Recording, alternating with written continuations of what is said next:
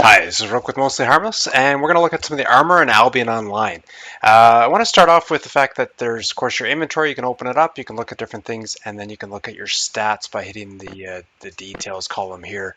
My physical armor at the moment is 74%. I have a shield on, and then magical resistance is only 64%. Oops, and I'm being attacked. Now, I'm being attacked by a boar. He is doing 26 damage to me, which is conveniently enough. I have physical armor of 74%. He does 100 damage minus the 74% for the armor damage reduction. So that means that basically he's doing the 26. That's why I picked Boar to attack. It's a nice one just to test things out. Fairly simple that way. The boars and other animals do melee damage. Most of they have balance resist, so equal amount.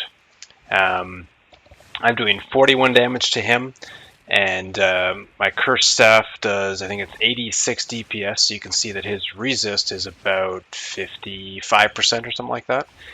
Most of this you can find online as well if you wanted.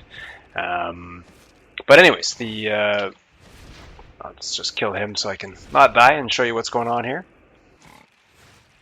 As you can see, nice weapon and like that heals itself and stuff. Could use some other abilities to raise resist as well. Let's in fact try that in just a second. So the shield has an ability that will raise my resist. So now it's up to 78%, and the 67% magical resist went up to 71. It's not a huge increase. The percent that it describes is, it says it's, well, it doesn't even say. Some of them say they're going to increase it by 50% or 75%. But remember, that's a diminishing return as you get up higher and higher in the resist. Now, what's most salient to everybody that plays this game is that somebody in higher tier gear can kick your ass. But it's not really as bad as it looks. So for instance, my hit points right now, let's put it, say it's all in tier 4. Now this is a good tier 4 chess piece. I'm at 1893. So this is what's affecting my armor. This doesn't affect my health. It's just ability power, which has no impact on the game at the moment just yet. So these are the only two items, the chest piece and your offhand, that will affect your armor resist. These two are only affected by those and any spells that you use associated with that. Even like a sword can increase your armor or magical resist. I'm at 1893 hit points. Let's put on some tier 5 stuff. Put on a helmet. Went up to 1961, so there's a 70 increase. Put on some boots. That did increase my health. It's not changing my resist. They're still the same. 63, 73. It's all the same. But I'm up now to 2029, so I'm up about 140 there. And of course, a chest piece. I'm up to 2098.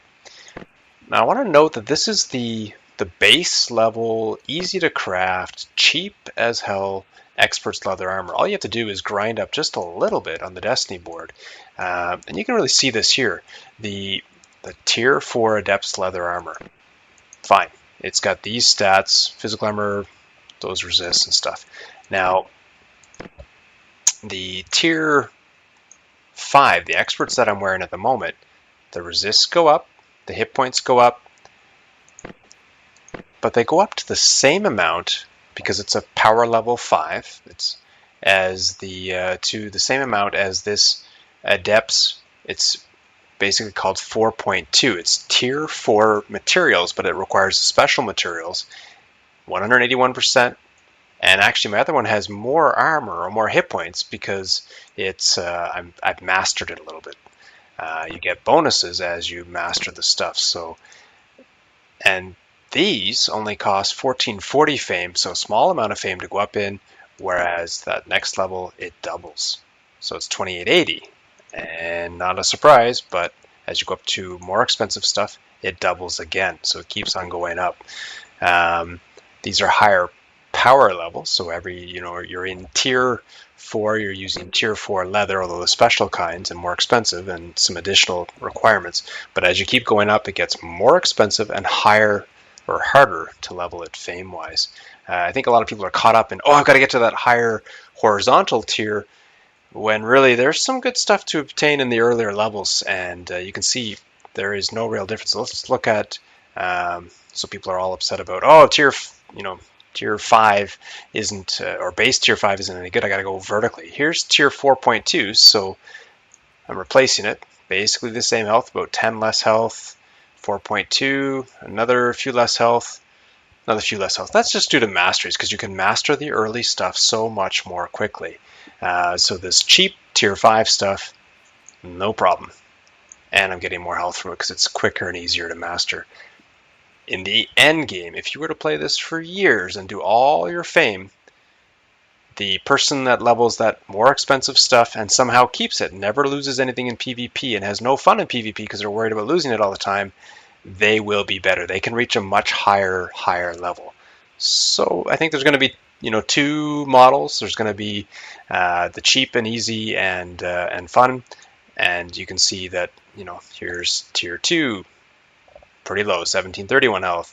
Then I go up by about another 100 and something health with the tier 3.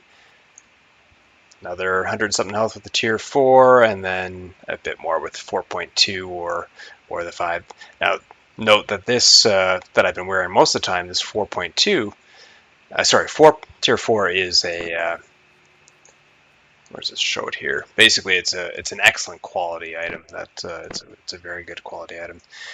So that's the main things for the armor there. I wanted to show you the differences, bores if you need just to test something or an easy way. Let's look at the armor here. This one in particular, so physical armor increased by 20%. Oh, you probably want to see the fact that the tier 5, 74% physical armor. Let me show you the tier 4. I really want to be clear about this, that these are not the big jumps that everybody's necessarily scared about. There's problems, don't get me wrong, but it's not huge jumps. 74, oh, it dropped by 1%. Tier 4 to tier 5. Not a big difference. Here's some 4.2. Again, it went up a little bit because it's a slightly better quality item. Let's try the tier 3. It went down to 71%. We're not talking about huge differences. That being said, if someone has 500 more health than you because they've got all these items at a higher level, they're going to kick your butt because that's it's like fighting 1 1/4 person, which is going to beat you. So these aren't big percentages, nothing to be worried about, but they are something to be aware of. Let's put on the tier 5 then, so that's pretty good.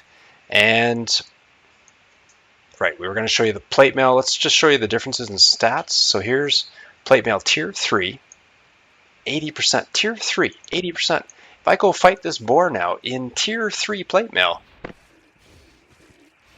he's doing 20 damage to me. He's doing less damage to me in crappy tier 3 gear because it is the right gear for the right opponent. You don't want to be switching all the time, but the resists are really important.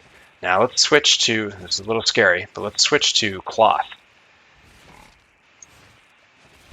37 damage. Details, physical armor went down and dropped that shield. 43%. I might have to run here, that's so bad. 43%. He's doing 60 damage to each attack, and he's doing a lot of attacks.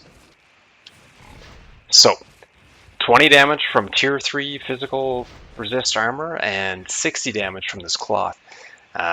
This is why I think it's Kodiak mostly that's been stressing that the right equipment, the balanced build is important. You want to have some good resists. For PvE, there is a lot more physical damage at the moment, so be aware of that. Let me show you this. This is with a cooldown reduction, 30% stronger spells, but 20% less physical and magical armor. So for whatever reason, let's take off the shield because that really drives it home. Details. That's not quite right.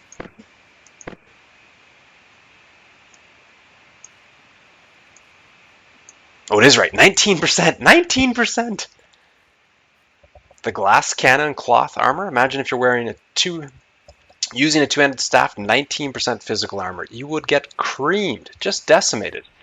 The cloth could be just really brutal. Now here's with some not glass cannon build, and it certainly has some potential there. I don't think I need to really show you that. There is the what's that called? Quick Thinker, so cooldown reduced by 30%, but physical magic defense is reduced by 20%. Again, not what you want to use with a two-handed weapon. Actually, Actually, let's equip this one. This one's kind of interesting. So one of the interesting things about this armor, let's just stand here. So I'm taking 20 damage from this guy. Now, in a few seconds here, once the cooldown's gone from switching armor, I can activate this Reflect, which is 120% of physical attacks. You would guess that it might reflect the actual damage I'm taking. You'd be wrong. I'm still taking the 20 damage. I'm doing 11 damage to the fox. So notice that the damage that's reflected is the damage that I take after it's reduced by armor, and then it's reduced by the fox's armor. So he's only taking 11. That's 120%. The reflect that you can get as a passive, it's 30%, so he does 20 damage to me, I do like 8 damage back to him, and then after armor, he's only taking 3 damage or something like that. So it's a very big difference. And what's worse is I thought, oh, this would be great as a tank. It doesn't actually reflect any of the damage. It doesn't prevent any of the damage to you. And so it's not that useful that way. And what it's most useful on is a person who's taken a crap load of damage. So the person that's using an ability that, or something that is in basically the wrong armor can reflect damage. Maybe if you're wearing a helmet that gives you heals, or like a higher, you can be healed better and stuff. Some kind of weird build where, I don't know, I thought the spiked shield might be good. It could be. It can reflect 70% of the damage taken. But again, on a tank, you're taking less damage, so it's reflecting less damage and doesn't prevent any damage. So be aware of that passive on the tree. And I think those are the main things. This is just a very nice, if you want to see it, it slows you down, but it does give a very nice boost to damage reduction, so it can be quite big. Combine that with the shield and some damage reduction, both of which can stack. Let's just attack this fox here, or get attacked by him. So, for example, he's doing only 13 damage to me instead of what he could be doing, because my armor is up to 78%. Let's now use some abilities here and buff that up a bit more. So I've got the one here's from the shield. From the shield, I'm now up to 81% armor. So I'm only taking 12, and then let's put that one on top of that. Now I'm down to 8 damage because I've got 86% armor. That's tanky. And you can use that one again. And you could combine that with some cooldown reduction, possibly take some more armor, but you can get some pretty good stats. So just something to keep in mind. This is Rook with Mostly Harmless. I think that's all I've got for armor at the moment. I'm actually okay with some of the changes. I think it's a little scary how far people could grind and stuff, but I'm hoping that they just lower the power curve just a little bit, more in the health and hit points. I think the game needs tweaking, not massive overhauls. It's got some potential. This is Rook with Mostly Harmless, and we'll see you out on the battlefield.